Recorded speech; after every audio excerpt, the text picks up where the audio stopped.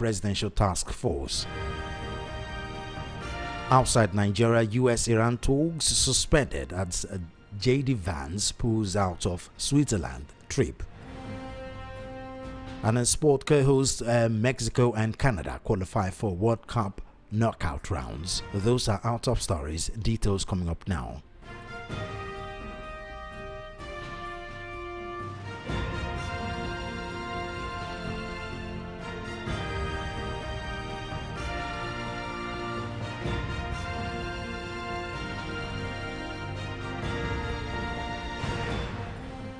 Once again, thanks for joining us on the World News at 12 from Voice of the People 90.3 FM. I am Solomon of First on the news, the indigenous people of Biafra IPOB says it has indefinitely suspended its leader, Nnamdi Kanu. The proscribed group added that Kanu has also been delisted as director of Radio Biafra in a bid to reposition the organization and strengthen its operations. The decision was contained in a statement signed on Thursday by Chikadibia Edoziem, head of the Directorate of State DOS, IPOB's highest decision-making body. The group said IPOB was established as a self-determination movement formed and nurtured by Biafrans in the diaspora and not by any individual for the restoration of a sovereign Biafra. It said no individual has the authority to dissolve its central leadership structure. Edoziem said the decision to suspend Kanu was reached at a DOS meeting on June 17 after reviewing an intelligence report from IPOB's M branch about a meeting involving Kanu and officers of the Department of State Services DSS and the Nigerian Intelligence Agency NIA in Sokoto prison. He said the DOS noted that Kanu's movement and communications are monitored by the DSS and that some prison communications have led to arrest and deaths of IPOB members. Edoziem noted that there are plans to form a new militia through which a new round of violence will be instigated and unleashed in Biafra land, and to weaken and eventually dissolve the IPOB movement by targeting its leadership structure. Edoziem added that the suspension is also intended to, quote, prevent those individuals or group of individuals who hitherto are minded to commit crime in Biafra land, engage in criminal activities, or carry out any actions whatsoever supposedly on the authority of the suspended officer of the leader. He said the suspension would prevent unchecked actions, reckless assumption of authority, and unguarded utterances from resulting in the reckless arrest, torture, and needless death of Biafran youth in Biafra land. According to the statement, the move will also halt and checkmate individuals and groups not affiliated with IPOB who claim to derive legitimacy to carry out actions that conflict with IPOB's mission statement from the existence of the now suspended officer of the leader of the indigenous people of Biafra. In November 2025, James Omotosho, a judge at the Federal High Court in Abuja, sentenced Kanu to life imprisonment for terrorism charges.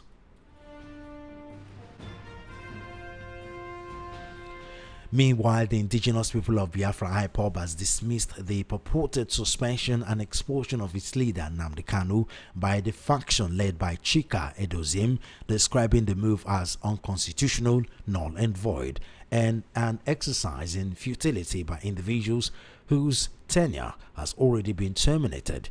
In a statement issued by IPOB spokesperson Emma Powerful, the group said Edoziem and members of the dissolved Third Administration of the Directorate of State DOS lacked the authority to take any action against Kanu, having been removed from office before issuing the declaration. According to IPOB, Kanu, acting under powers divested in him by the movement's Code of Conduct, recently dissolved the Third DOS administration headed by Edoziem and inaugurated a new leadership structure, the Fourth DOS administration, under the leadership of Chris Nwagu. The group argued that any action taken by Edoziem and his associates after the dissolution of the administration was invalid because they no longer held any recognized office within the organizations. IPOB maintained that under his leadership and under his governorship law, only the office of the supreme leader has the authority to appoint, suspend, dismiss, or dissolve principal officers and administrative structures within the organization. Citing provisions of its code of conduct, the group said the power to appoint, suspend, or dismiss principal officers vests exclusively in Kanu and can only be exercised by another official if expressly delegated by him. On that basis, IPOB dismissed and insisted rather that the purported suspension of Kanu by Edozim's group was not only invalid but constitutionally impossible.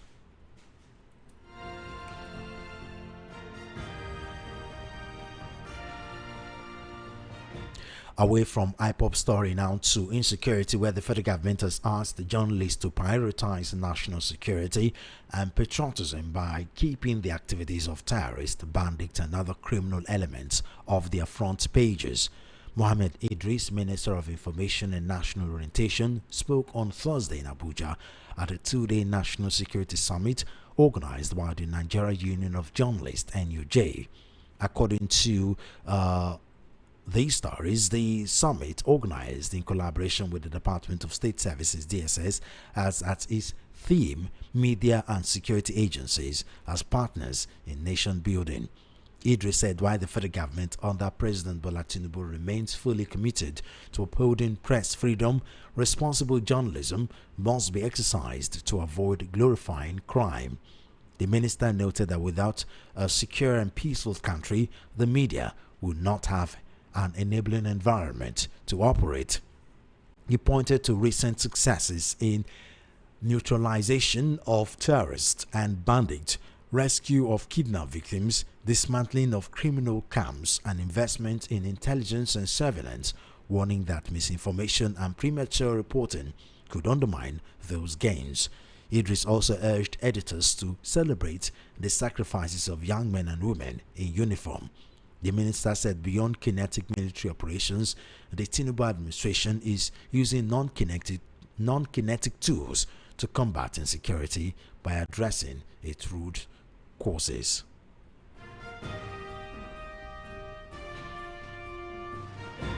Similarly, about 500 billion naira was deducted from the Federation Account Allocation Committee (FAAC) revenue for May 2026 to fund a national security emergency intervention. Multiple sources familiar with the development told journalists. The deduction was made before the monthly revenue sharing exercise among the federal government, states and local government councils, according to senior officials privy to the FAAC proceedings.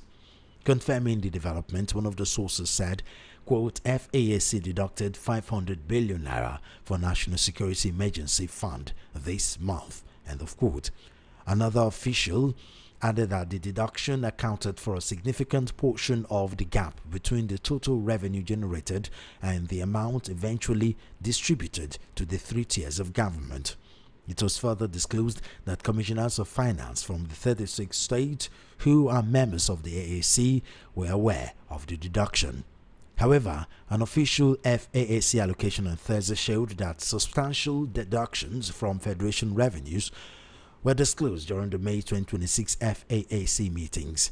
The document indicated that 250 billion naira was set aside for a military intervention fund, while another 252 billion naira was allocated for as an infrastructure development fund to state. It also showed that 450 billion naira deduction to the non-oil excess revenue account, bringing the combined value of the three major deductions to 952 billion naira. The revelation comes as the FAAC announced the distribution of 2.3 trillion naira to the federal government, state governments, and the 774 local government councils as revenue allocation for May 2026. According to a statement issued on Wednesday by the Director of Press and Public Relations in the Office of the Auditor General of the Federation, Bawa Mokwa, the FAAC shared 2.30 trillion naira among the federal government, states and local government councils for May 2026 revenue, representing an increase of 43 billion naira from the 2.26 trillion naira distributed in the previous month. The allocation marks a 1.9% month-on-month increase and continues the upward trend in Federation revenues.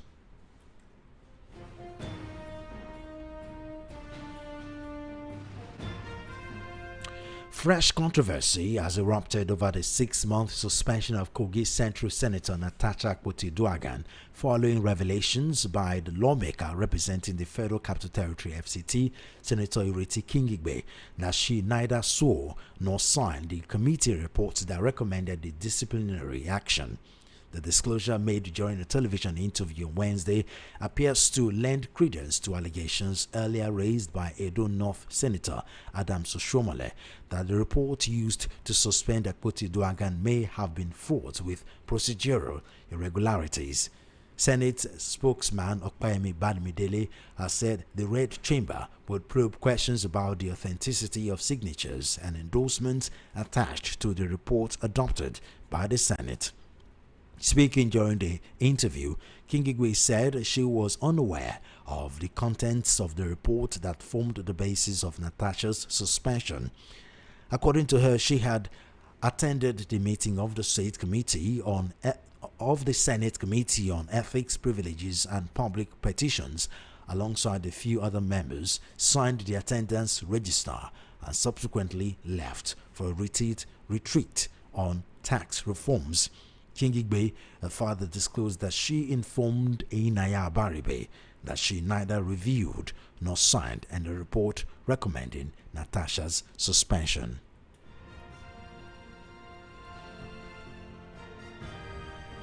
On health matters now, the federal government on Thursday inaugurated a presidential task force on Ebola virus disease preparedness, declaring that Nigeria would not wait for an outbreak before taking action and vowing to prevent a repeat of the 2014 Ebola scare. The chief of staff to the president, Femi Gbadabiamila, said the task force was established as proactive measures to ensure the country is fully prepared against any possible outbreak of the deadly disease, even as he confirmed that no case of Ebola has been reported in Nigeria. Speaking with State House correspondent after inaugurating the task force at the State House Abuja, Gbadabiamila said the government's focus is on prevention rather than response, stressing that authorities were determined not to be caught unprepared. He disclosed that the task force was established several subcommittees on coordinated criminal areas of preparedness, including surveillance, border control, immigration management, and emergency response. According to him, one of the key lessons from the 2014 outbreak is the need for stronger coordination among all stakeholders, particularly between the federal government and states with international points of entry.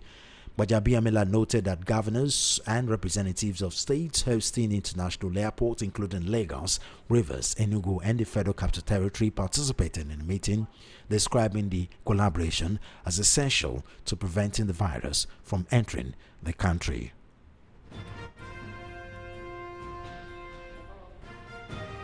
You are currently listening to the World News at 12 right here on Voice of the People 90.3 FM. We'll go straight to our analysis segment where we have Tunde Kolawole, a legal practitioner and current affairs analyst, joining us live. Barrister Kolawole, thank you very much for joining us on the World News at 12. Thanks for having me. It's a very wet day. I hope you are not feeling the impact much or what. Well, we are, but it is much welcome after months of very, very hot weather.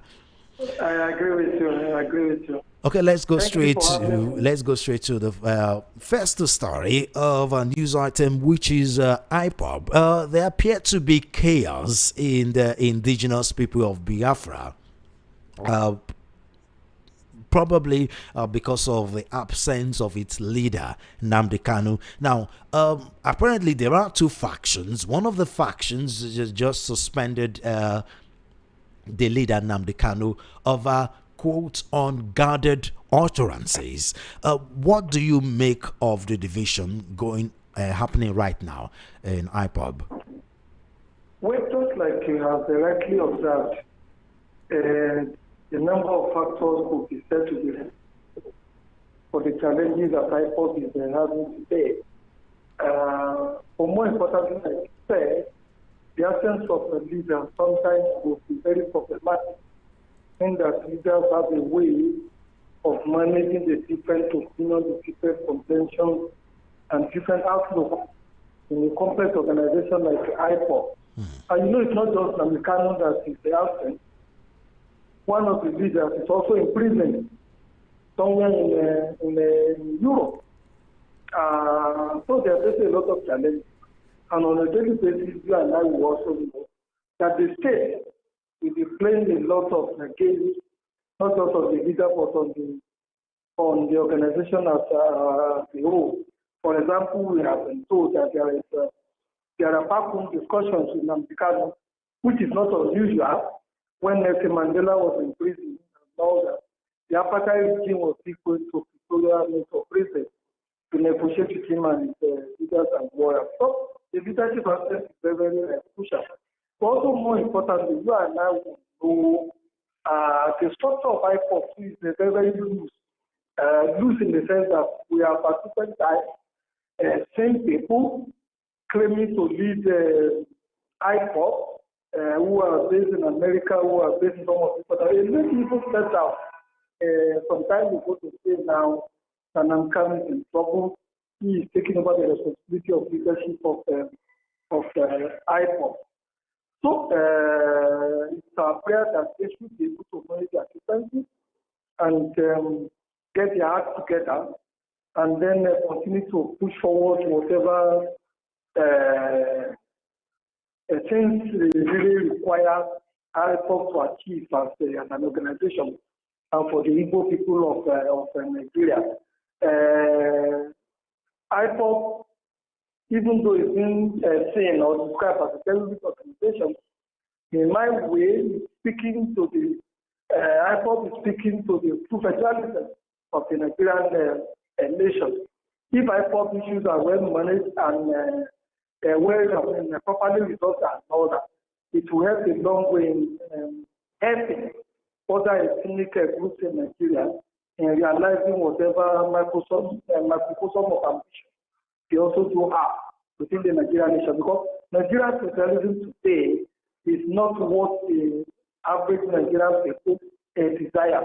And without an organization to be nudging us and to be reminding us, to be insisting that we follow and abide and practice true federalism, then things will never change in Nigeria. Now, IPOB as an organization has assumed a controversial entity, while as you've pointed out in passing, the original reason for its formation is there are different ideology as to what IPOB is, but the core reason a lot of people will argue was because of the alleged marginalization of southeasterners in Nigeria, as opposed to the north and the other south of the south that have some will argue have enjoyed immense benefits of the amalgamation of Nigeria in terms of leadership, in terms of infrastructure, in terms of development, while the southeast have been lacking, some will argue. But over time, some would say it's a way of trying to actualize will I say, to help the Igbos, have actually been controversial in terms of violence. Do you think it is a faction of IPOB that is giving this IPOB as a whole a bad name? Because that's what it looks like with these different factions we are seeing now. Well, the agitation for incorporation, for acceptance, for development of Igbo land, like most other parts of Nigeria, started a long time ago. but we could say maybe after the coup of 1966, the agitations have been there.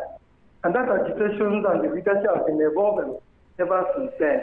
You remember Mr. Chief Ojukwu headed the attempt to secede from Nigeria because of what they perceived to be marginalization of the IPOB people, especially after the 1960s. And thereafter, we have had people like Nnamdi and others, who at the time too was also the leader of this kind of what the IPOB are now doing now. And then out of the blues, Nnamdi Kanu came into the system, and then in a more militant, aggressive manner, and then the situation has not been the same again. So when you look at all these things that I have identified, you will find out that the people who are spearheading these agitations and war, and then the program they say is good for another, have always been misinterpreted, have always been given different names by different people, depending on what side of the divide these people belong to. Ojukwu was described as,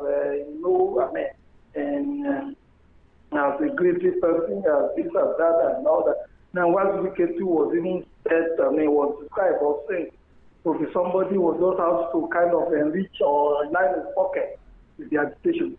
And of course, Nnamdi came into Spain, and people are seeing him as a bloodthirsty individual. So these things are not of common. If you study the history of this kind of agitation all over the world, whether the struggle against apartheid in South Africa, led by Nelson Mandela.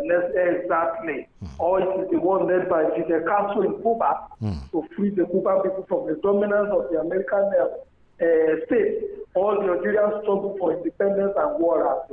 And people will always call you by different names and all that. It is when you succeed, after you have achieved your goal and all that, then people will now begin to treat you and speak to you and also describe you in a very polite terms. Look at the man who is ruling Nigeria today and war and then the man who took over Azad and war he was described and then attacked, and the answer was even put on his head by the American nation. But the man has shot himself to power, is now sitting on the same table with Mr. Donald Trump. So these are kind of season and time that people are struggling for freedom, who are struggling for independence, will always get. The thing will be that they should remain focused, get their policies and actions right, and minimize violence as much as possible. And because, like we have seen in India, Gandhi led a non-violent agitation, and then we see the succeeded in getting independence from India from Britain. I think IPOB can achieve the same thing if the modus operandi of that organization is reviewed, and if they would not want to be called all manners of things by their opponents, or people really don't like what they are doing, or people even have vested interest in seeing Nigeria remain what it is today, which is not the desire of the common man of this country. Now, IPOB itself was proscribed as a terrorist organization that it's generated several reactions, controversial reactions to say the least.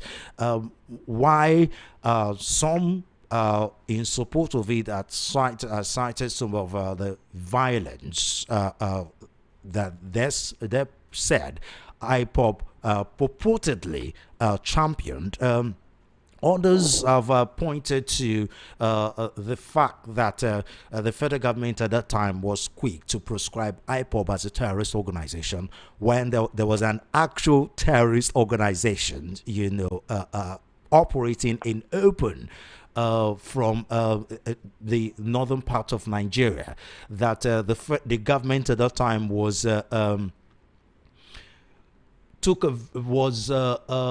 absorb it into society, refusing to proscribe the organization as a terrorist organization. Instead, you have stakeholders from that part of the country saying that these are brothers, and now it has gone far as even the Nigerian army, under the guise of non-kinetic approach, absorbing them into the society via rehabilitation and financial backing and stuff like that. What do you say about these two different reactions? Well, that is the tragedy of the Nigerian state. A tragedy in the sense that most times we find out that power is never dispensed from the position of neutrality. Politicians across the world or in different places and all that will always have their vested interest and all that. And most times when they tell you, when they pretend that they're protecting the interest of the state, it is actually their own vested interest that they are protecting. The Nigerian ruling class should be expected, whether they be of the north or be of the south or be of the west or south or even of the southeast and all that. I've never been disposed to the kind of thing that IPOB is a twin. So they always want to call dog a party in order to hang it. Then for the other people, the other parts of the country who are even doing worse things, and IPOB was alleged to have done and all that, you find that those who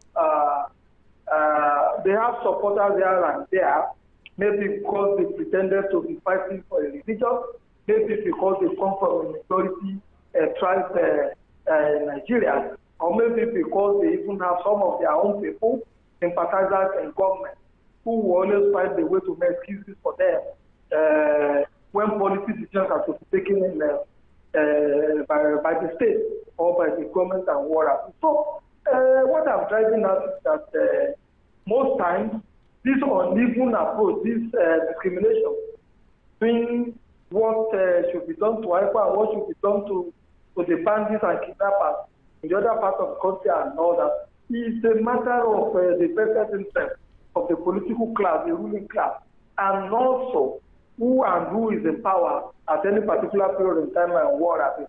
I am sure you and I will know that if Obasanjo were to be in power, his approach to this issue would probably have been different. We have solved Buhari's approach to the issue and what happens in the areas in which he ruled and all that. And then the approach of President Ebola Tinubu and also that he is also evolving. Now that we have seen 3 years of the governance, and we can see that he has also been treading very cautiously as regards how the kidnapping issue, how the bandit issue in the north is going to be handled. So it boils down to political will, and then the vested interest of who is in power at any particular period of time. If they go with a sledgehammer, like Jonathan tried to do when he was in power and all that, they most likely will be accused of hatred towards a particular ethnicity or tribe in the country, or even committed genocide against the youth of a particular section of a particular section of the country. And then you and I will know that the tribe, these bandits represent, like I said, is a very powerful tribe within the Nigerian nation. Whereas the platform on which IPOB is sitting and all that is a lot more weaker than what these bandits and then kidnappers from the section of the country are standing upon. So this is what is making the difference.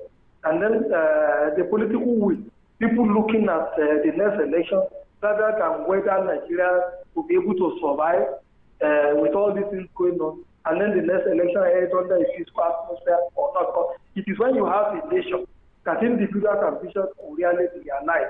I hope the political class will understand it. In other words, the federal government is handling IPOB and Nnamdi Kanu situation with a stick, while they're handling the terrorists and bandits and criminals from the northern parts as using the carrot approach. There is clearly double standard in the way the two are being handled. It is now that generals have been kidnapped and killed, commissioners of police, IT of police and killed, and then relations of ministers and all that, or for the high political officers have been kidnapped and killed and all that. That we are beginning to see a new awakening on how this issue should be tackled. Let me give you an example. Now, there is no time for example. There is no. Wait a minute. Okay. Which is very important. Look at what happened in your state. Somebody Sunday will offer the helping hand that people please the school children that have been kidnapped in your state. And the following day, less than 12 hours and all that, the governor of your state, they went and make a law banning all vigilante groups from getting involved in this kind of rescue operations and all that. What we have informed, I suspect that Mr. Makinde is not too comfortable with the political leaning of Mr. Sunday Igboho and the supporters. But we have a Sheikh Gumi, playing the same role in the north. Exactly. But you and I too know that even the state, the federal government, and then the state in which Gumi is a resident, they are also treating his approach with a lot of tenderness, with a peace globe. In some other countries of the world and all that, maybe the approach would have been different. Okay. If they are not afraid of it. Okay, now talking about approach, the federal government has asked the journalists to prioritize national stability and patriotism by keeping the activities of terrorists, bandits, and other criminal elements off their front pages. Now, every profession have almost every profession actually have its different ideology that guides that profession. Including journalism. Journalism, media, we have different ideology that governs journalism. I mean, it is not monolithic. While there are some journalists that will want to toe the approach of government, try to be very cautious and guard the secrecy of military activities. There are some journalists that will think, look, we are in a civilian and democratic setting, and in a democratic setting, no secrets is out of realm of revelation. Obviously, when you're talking about national security, you have to handle it with some level of delicacy. But to try to say journalism to take activities of terrorists, bandits, and other criminal elements off the front page, meaning we shouldn't talk about it. What do you think of these nuances of approach to security? Yeah, honestly speaking, I feel amused when I see an air politician trying to dictate to journalists the way and manner they should do their job. Like you yourself have rightly pointed out, every profession in life or in the world or everywhere, whether it is law, whether it's journalism, whether it's medicine, even whether it's politics or not, have their ethics with which to comply with and principles and not. They do and don't. To the best of my knowledge, I have not seen too many Nigerian journalists go against the ethics of their profession, even go against the ethics of their own political practices and all that. So when they begin to subscribe and dictate to journalists the way and manner, they should do their jobs and all that. For God's sake, I feel terribly amused. But more importantly, know that even the military, even the politicians, are they not direct beneficiaries of the reportage that the Nigerian journalists are giving? Without the journalists and all that, we wouldn't have known the ramifications of this banditry and kidnapping that is going on in the country. Rather, politicians would have wanted to suppress some of these news of the implications or application of this kidnapping and banditry and all that. So it's not a time in which the whole country probably would have been engulfed in kidnapping and banditry, and then you and I would have become helpless because we would have become overwhelmed by what is going on. And the journalists are doing the politicians and then the state a lot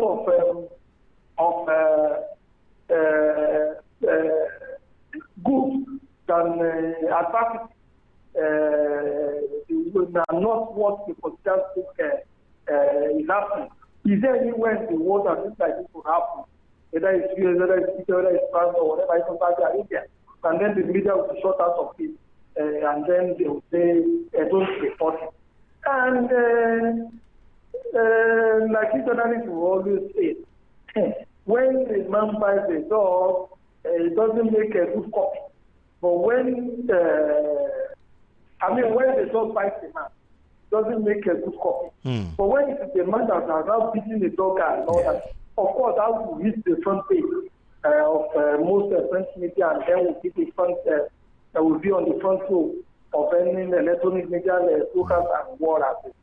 The Nigerians should learn to be tolerant of what the Nigerian journalists are saying. If the journalists are doing their work properly, if the media, if the politicians are doing their work properly, if they are allowed to their responsibilities of really quarantine and providing security for the Nigerian people and their property, if they will invest more in the security agencies and all that, I am sure we will not be having the kind of challenges that we have now. Rather, the politicians should play themselves from what is important to the country and not the media or what they are putting out in there for the average Nigerian person to know the latest things that are happening. Information is power.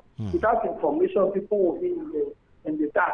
Now, then, for example, I not report some of these things and all that. You and I know now where to travel to, when to travel there, and how to travel to some of these places. If the media are not reporting the dark spot all over the country and all that, imagine what would have been happening to all of us as a nation. Yeah. Now, we as media, we find ourselves in a situation where it is difficult to get information as far as the activities of terrorists and bandits and other criminal elements, is concerned. We find it very difficult. We have to rely most times information from the federal government, but then again we're talking about and again now we're talking about a federal government that have been alleged to be full of propaganda and lies, to try to suppress the true details of information. So how would you advise the media to go about this? Because this is looking more like a dance between the federal government and the media organization in Nigeria. And of course, the international media have accused the Nigerian media of being lazy as far as information getting is concerned. Now they don't understand that it's a very delicate affair, especially with a country that is not exactly practicing democracy as it ought to be. I agree with you, and see, let me take start my analysis from what happens in some other parts of the world. You find out America is at war now with Iran and war. Yes. But inside within the army, air force, and navy and water, and the other security agencies in the US and other, you journalists or journalists are embedded. They are part of those operations and other. They are being taken along. They even go to the battlefield sometimes with the soldiers and other weapons on the battlefield. And then there is a variety of channels in which the media and then the people in the set of operations communicate with each other for the proper dissemination of this, because in those they know that information is power and they don't want to keep their people in the dark. So here, the political class would rather want to keep us in the dark because they believe by not letting the people know the problem will be wished away, the problem will go away on its own. Whereas it doesn't happen that way. Like you said, these few media men are embedded in the army, in the police, in the system. When they are going to some of these operations and all that, I am sure gathering information and reporting fairly and accurately and what have you. Shouldn't be too difficult for the Nigerian media that I know. Most of the people are well educated. We went to some of the best schools in the world that some of those reporting for the foreign media also went into. So it's not a matter of not being educated. It's not a matter of not having the right skills. Even though we do have problems with equipment with which to work with. And then the poor too, they pay too very poor, which makes it difficult. No insurance policies and all that. All of which make it difficult for people to be able to do their job without fear of for favor. Look at what happened in Palestine. Look at the number of journalists that were killed in Palestine when the U.S. and Israel were bombing those countries. The bombs were raining, but the journalists refused to leave Palestine. They refused to abandon for Palestine. They feel that the entire world is going to know what is happening in those places and all that. But here, it's a different ballgame. It is. Now, still talking about insecurity. About 500 billion naira was deducted from the Federation Account Allocation Committee (FAC) revenue for May 2026 to fund national security emergency intervention. According to multiple sources, the deduction was made before the monthly revenue sharing exercise among the federal government, state, and local government council. That's according to a senior official privy to the FAC proceedings. Now, we get report of these every day. We during budgets, during the budget, we get to see the amount of money earmarked every year for national security, and additional monies being added to national security. But with insecurity going from bad to worse, what do you make of the money allocated every year for national security? Honestly speaking, first and foremost, let me say that going to the Federation account to go and deduct money to fund national security is against the law. It's a breach of the Appropriation Act. The president does not have the power to engage in that kind of action. If the military or the security agencies are more possible, the appropriate thing to do is to go take a supplementary budget, propose that to the National Assembly, and then they will debate it, and when they debate it, they will pass it to law. I am sure the National Assembly that will also will not deliberately deny the security agencies the requisite appropriate funding to be able to carry out their responsibilities as security agencies. In fact, it is this kind of opaque approach to taking to accessing money that funds, fuel all the and all that. That there's no transparency, and that everything is, and that there is corruption in the way and manner security funding are managed in this country. And then with regard to the money that was set to have taken, in my humble opinion, that is merely a penny. Military armaments are very, very expensive,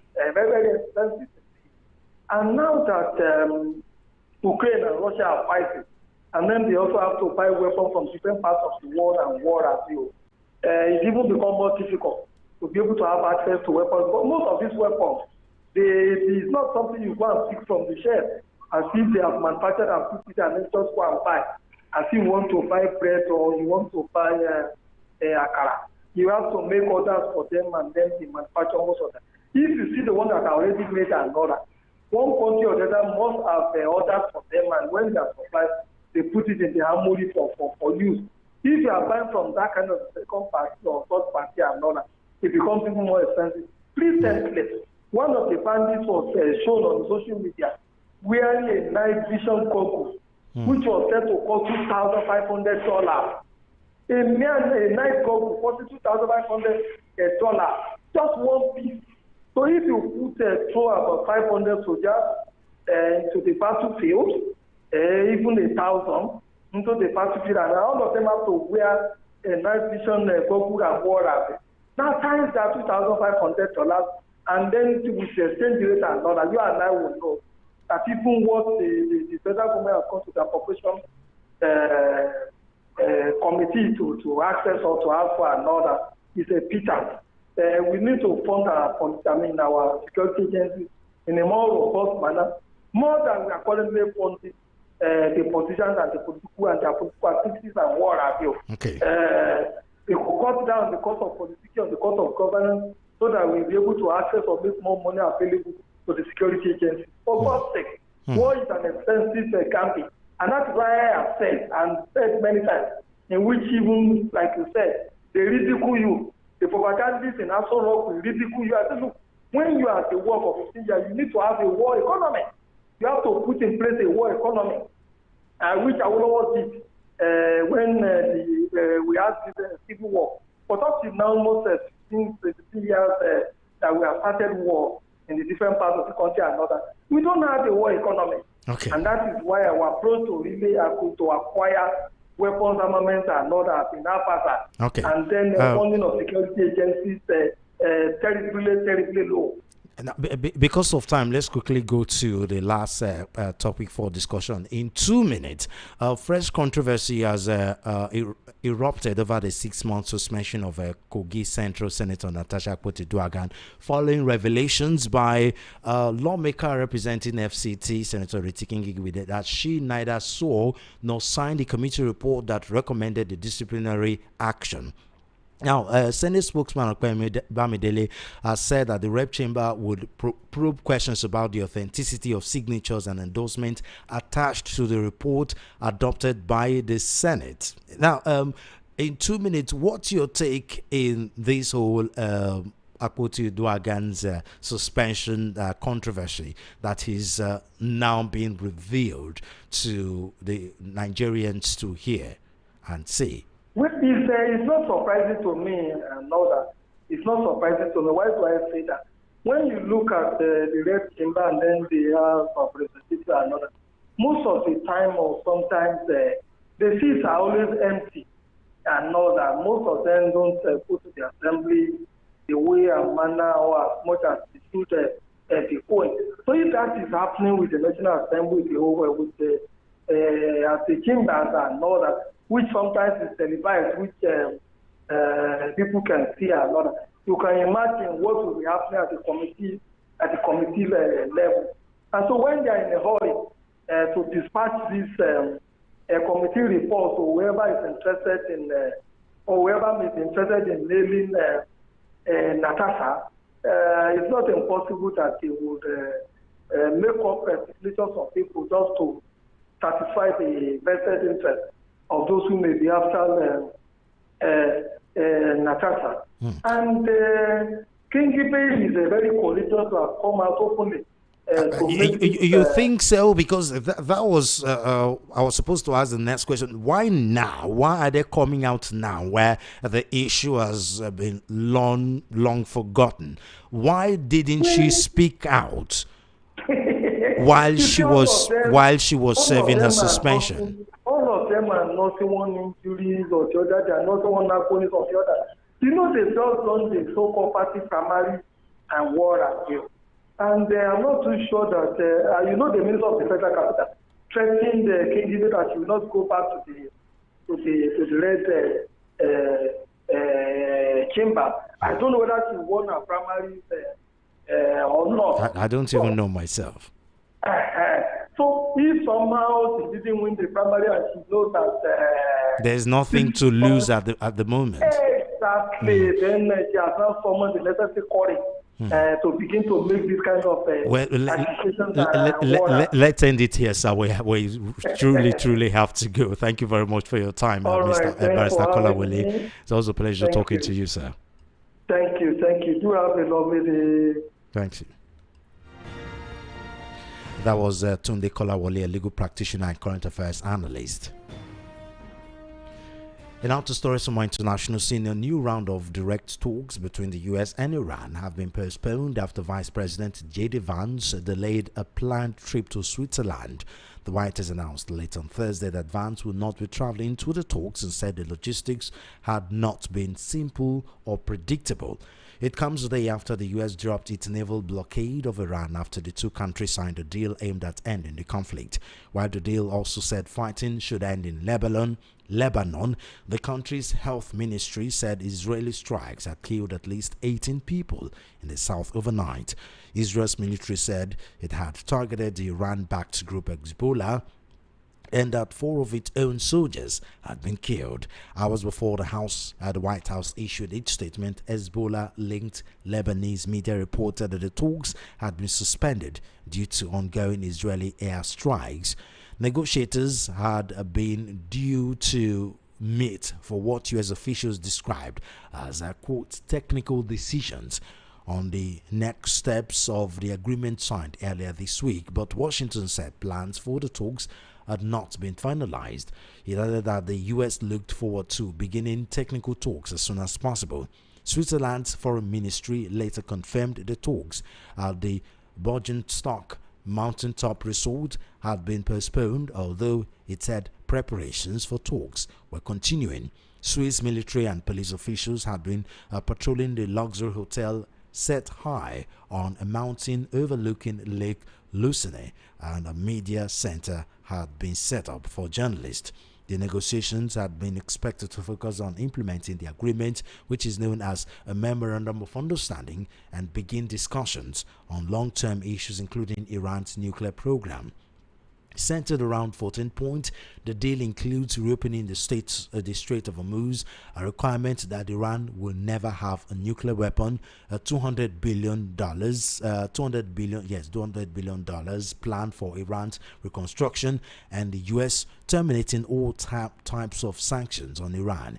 It also binds both sides to achieving a final deal in a maximum of 60 days, which could be extended with mutual consent.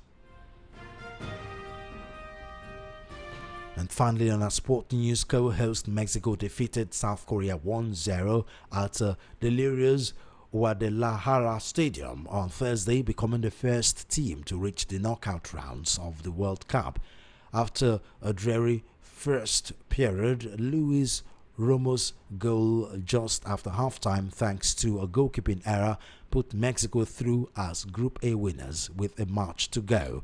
Mexico stopper Raul Rangel made a superb double save in the dying minutes to preserve their lead. Finishing top keeps Mexico at home in the last 32 with a game against a third-placed team in Mexico City. South Korea are second on 3 points, with Czech Republic and South Africa also still alive on 1 point. Canada, meanwhile, edged closer to the last 32 after thrashing overwhelming 9-man Qatar 6-0 to secure their first ever World Cup victory in Group B. Tournament co-host Canada had lost all 6 of their previous matches at the World Cup at the 1986 and 2022 finals, but brought that run of losses to a halt in spectacular fashion at Vancouver's BC Place Stadium, with Canadian Prime Minister Mark Carney wearing a replica Canada shirt among a fire-up crowd. Jersey matches side ran right to secure a win that leaves them needing only a point against Switzerland to finish top of Group B. A hat-trick from Juventus striker Jonathan David, 1 goal apiece from Kyle Larin and Nathan Saliba, and Mohamed Manai Ongo sealed Canada's win. And just before we go, let's take a look at the top story. Again, IPOB in chaos as faction suspends leader Nnamdi Kanu. Federal government urge the media to take terrorists and criminals off front page. Federal government raises 500 billion naira emergency security fund. Federal government moves to prevent Ebola outbreak and sets up presidential task force. Outside Nigeria, US-Iran talks postponed as J.D. Vance pulls out of Switzerland trip. And as sports, co-host Mexico and Canada qualify for World Cup knockout rounds.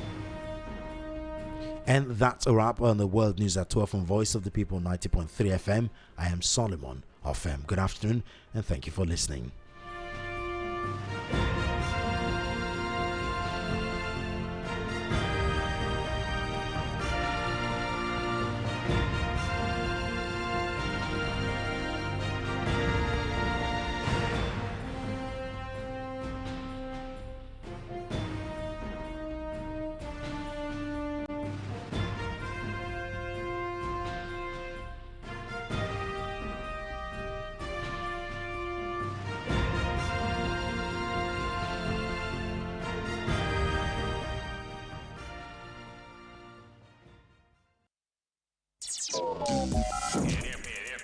Be the first to know. Be the first to hear. Listen to Voice of the People. The number one station. 90.3 FM. Don't touch that down.